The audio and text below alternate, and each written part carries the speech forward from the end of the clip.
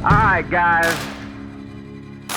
what we got here is a 1995 John Deere 544G rubber tire loader. Runs like new, completely rebuilt motor. Woo. Oh yeah, listen to that baby. You got a 2.5 yard bucket and one brand new tire.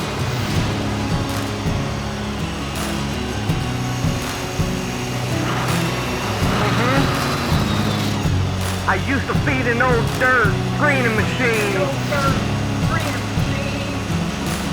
This thing is clean, boy. Clean and ready to work. With only an hour of run time, it's ready to eat some dirt.